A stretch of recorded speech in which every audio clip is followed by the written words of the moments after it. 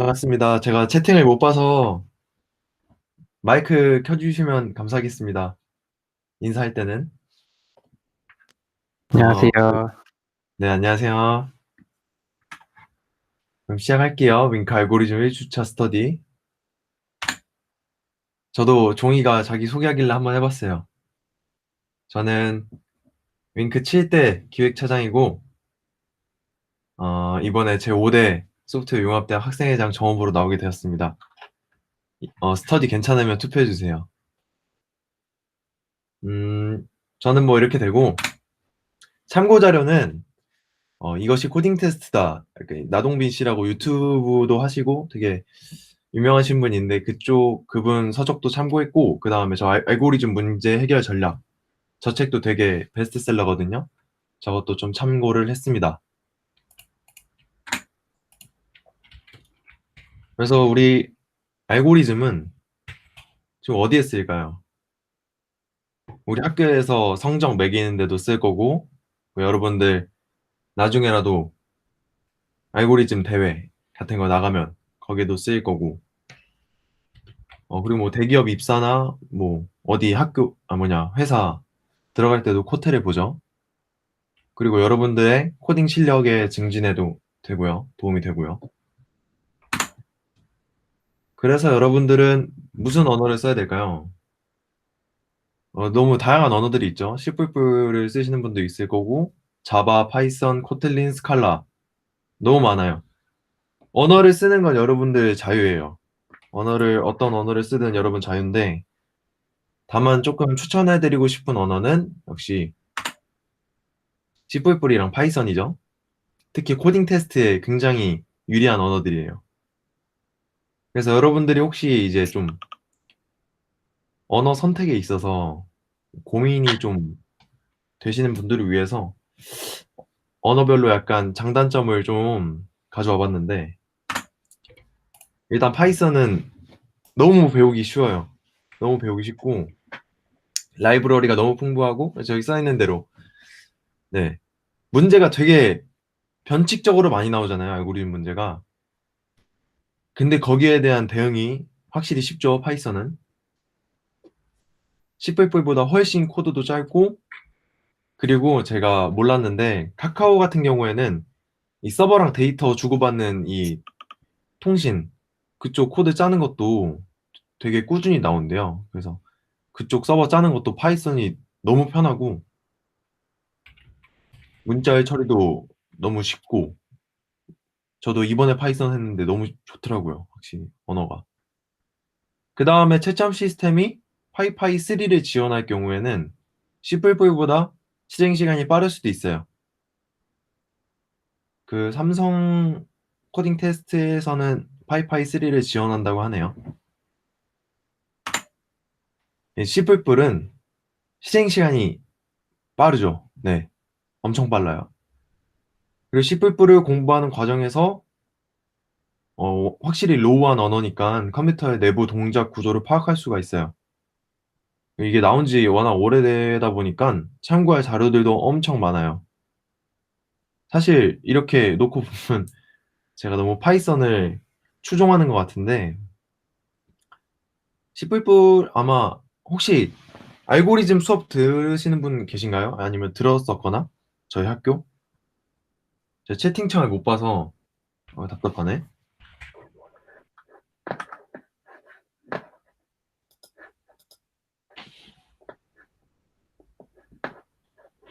혹시 어떤 언어 썼나요? 저 이걸 사전 조사를 해왔어야 되는데. C++를 사용하나요?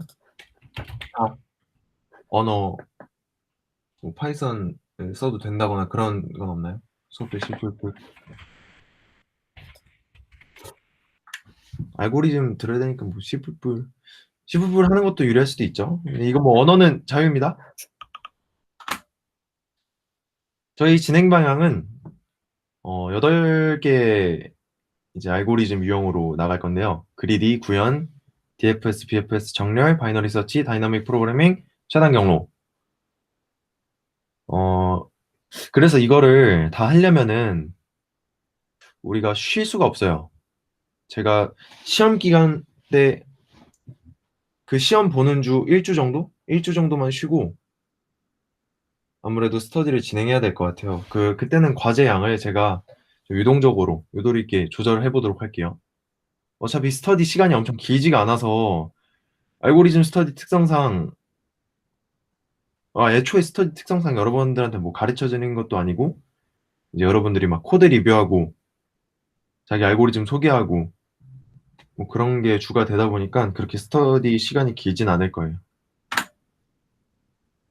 그래서 8가지 알고리즘을 좀 간단하게 찝어 드리려고 하고 있어요. 그래서 찝어 줄 때마다 그 알고리즘 예제 문제를 푸는 방식으로 갈 거예요. 여러분들이 과제로. 그래서 오늘은 그리디랑 구현이랑 BFS, DFS를 좀 갈 건데 DFS, BFS까지 문제를 내기엔 여러분들이 너무 힘들 것 같아서 오늘 첫 수업이니까 그리디랑 구현 문제를 좀 과제로 내보려고요. 그리고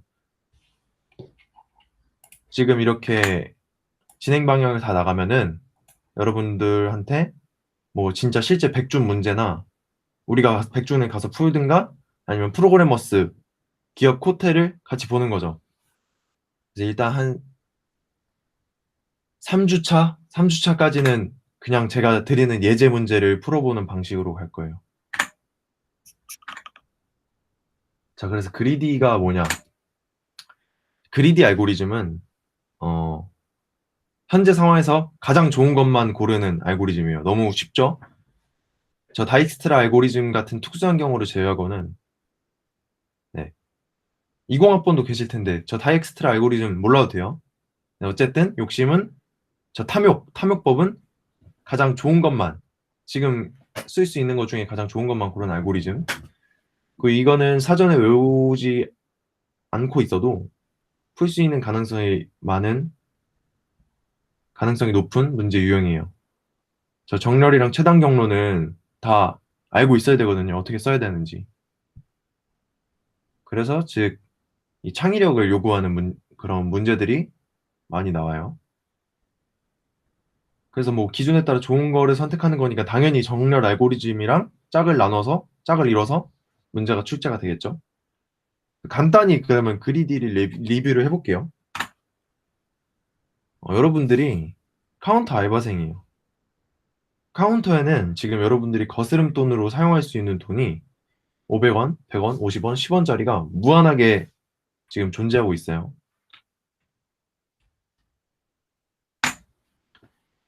그러면은 당연히 가장 큰 화폐부터 돈을 거슬러 주면 되잖아요. 그쵸?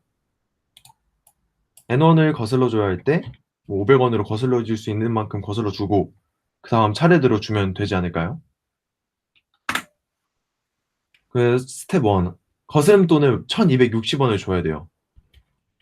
그러면 일단 가장 큰 액수인 500원짜리 두 개를 줘요. 그럼 여러분들이 줘야 할 남은 돈은 260원이 남죠.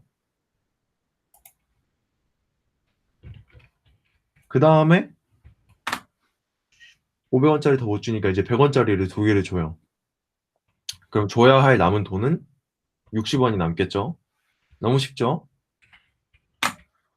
그리고 50원을 주면 또 남을 돈이 10원이 되죠. 10원짜리 주면 끝. n이 1260일 때 손님이 받을 수 있는 동전의 최소 개수는 6개예요. 그리디 알고리즘을 설명할 때 되게 이런 거스름돈 알고리즘을 되게 주로 써요. 알고 계시면 좋아요. 그래서 이거를 코드로 한번 써봤을 때 저 왼쪽이 파이썬이고요. 오른쪽이 C++입니다. 코드를 볼 시간 좀 드릴게요. 되게 간단한 코드라서 금방 이해하실 거예요. 그리고 제가 시간 복잡도랑 공간 복잡도를 좀 다루려고 했거든요. 여러분이랑 저도 시간 복잡도 되게 막 잘 몰라서 여러분이랑 같이 공부를 하려 했는데 일단은 빼놓고 좀 몇 주차 지난 다음에 같이 공부를 하도록 하죠.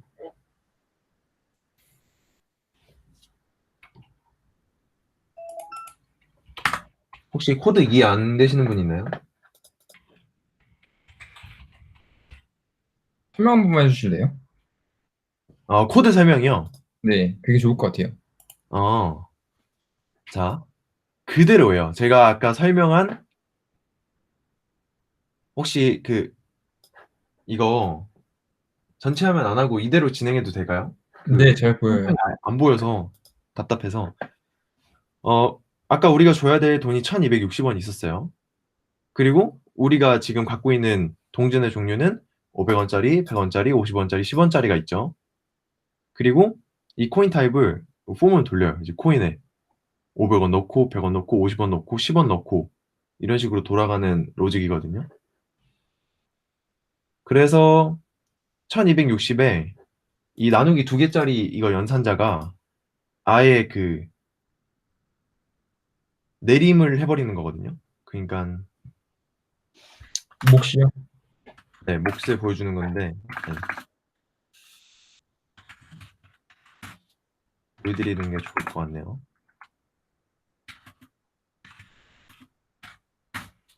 이런 식으로 네, 딱 몫만 주는 그런 연산자고요.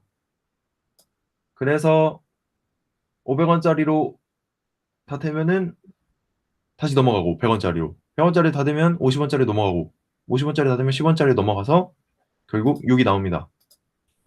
C++ 코드도 C++ 코드를 한번 볼게요. 이 설명하는 게 좀 애매해서 이게 코드가 로직이 1260원으로 500을 나눈 몫을 카운터에 넣고 그리고 n을 500으로 나눕니다. 500으로 나눠서 남은 또 나머지 값. 저 나머지 값이거든요. 퍼센트가. 그 나머지 값을 다시 100으로 나누고 또 그 나머지 값을 50으로 나누고 또 그 나머지 값을 10으로 나누고 그렇게 카운트를 쳐서 6이 나왔죠. 네.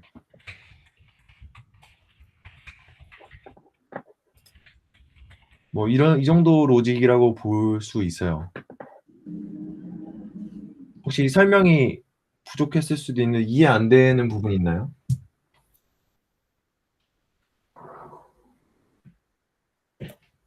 그럼 좀 넘어갈게요. 근데 이 그리디 알고리즘에 안 되는 게 있어요. 거스름돈이 800원이잖아요. 근데 화폐 단위가 500원, 400원, 100원짜리가 있어요. 그럼 우리가 짠 알고리즘대로 가면은 500원짜리 하나, 100원짜리 3개가 나오겠죠? 맞죠? 근데 여기서 더 좋게 하려면 몇 개가 나올 것 같아요? 동전의 최소 개수가 4개가 아니라 몇 개가 나올 것 같아요? 2개요. 네, 당연히 2개죠. 화폐 단위가 400원짜리가 있으니까. 그래서 400원짜리 2개가 최적의 해인데 이게 그리디 알고리즘으로 해결할 수 있었던 이유는 그 동전 중에서 이 큰 단위가 항상 이 작은 단위의 배수라서 그래서 다른 애가 나올 수가 없었어요. 그래서 항상 우리는 그리디 알고리즘을 풀 때 이게 정당한지 검토할 수 있어야 답을 도출할 수 있는데 이렇게 화폐 단위가 무작위로 주어진 경우에 저희가 나중에 다이나믹 프로그래밍 DP로 풀 수 있어요. 걱정하지 마시고. 자, 다음으로 구현으로 가볼게요. 그리디는 끝났고 이제 구현이 뭐냐? 구현은 이렇게 그리디처럼 설명할 게 없어요. 그냥 구현 그 자체. 여러분 머릿속에 있는 알고리즘을 그냥 소스 코드로 바꾸는 과정이라고 생각하면 돼요.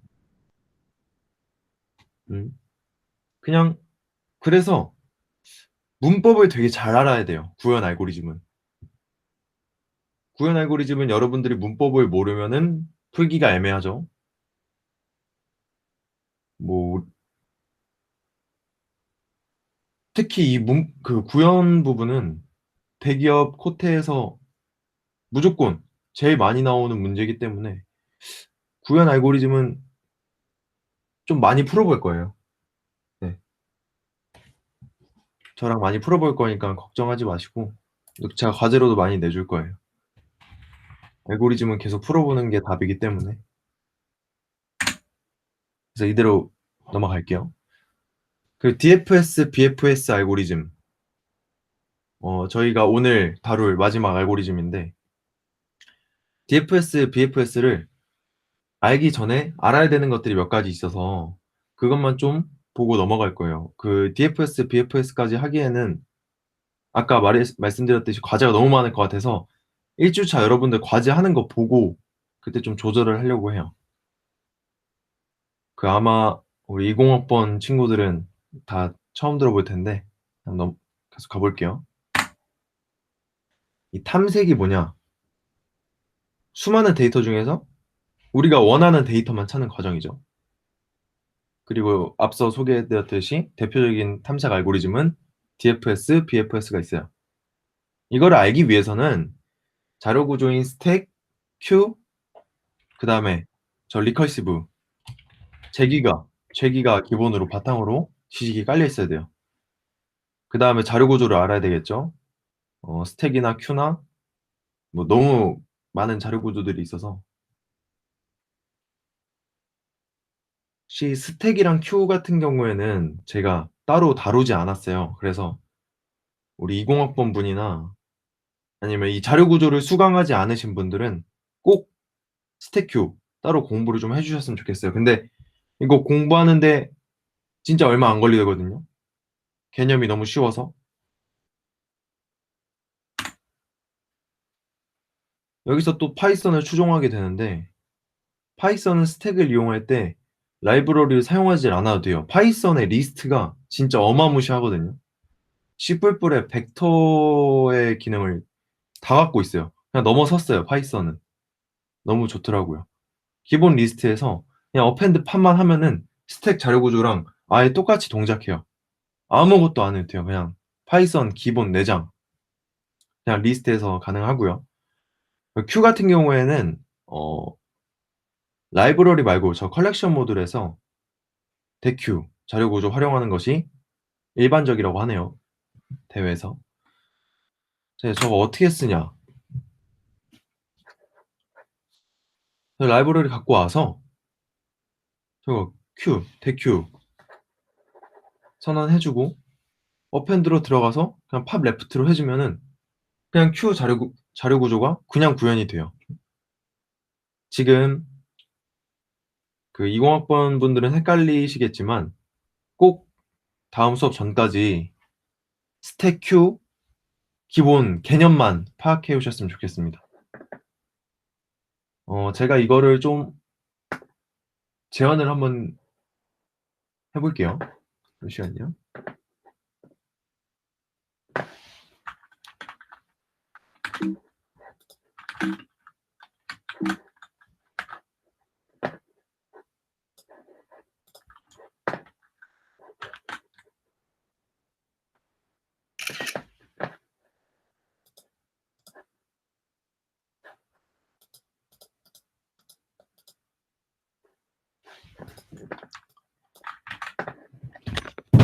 자, 처음에 5가 들어갔어요. 그 다음에 2 이렇게 하는 게 좋겠다. 5가 들어가고 2가 들어가고 이런 순서로 들어가는 거예요. 6이 들어가고 8이 들어가고 7이 들어가고 근데 팝 레프트 해버렸어요. 얘 빠져요. 그 다음에 5가 들어가고 4가 들어가고 얘 팝 해버리고 이런 자료 구조예요. 선입선출. 먼저 들어간 얘가 먼저 나온다. 이런 개념이에요. 나중에 꼭 공부해오세요. 개념만. 그리고 알아야 될 게 재기함수. 이 DFS랑 BFS를 구현하기 위해선 재기함수, 리커시브를 꼭 알아야 돼요.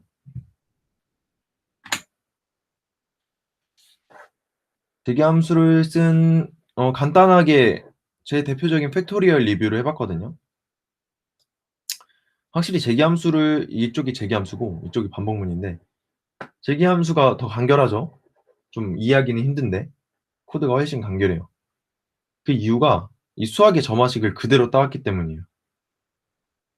팩토리얼을 수학적 점화식으로 표현하면은 이런 식으로 나옵니다. 이게 이 점화식으로 표현된 게 코드에 그대로 녹아져 있죠. 이게 재기함수입니다. 수학의 점화식을 그대로 녹여서 코드에 쓴 게 재기함수. 혹시 지금까지 질문이 좀 있을까요? 괜찮은 것 같아요. 네. 그래서 제가 준비한 PPT는 여기까지예요.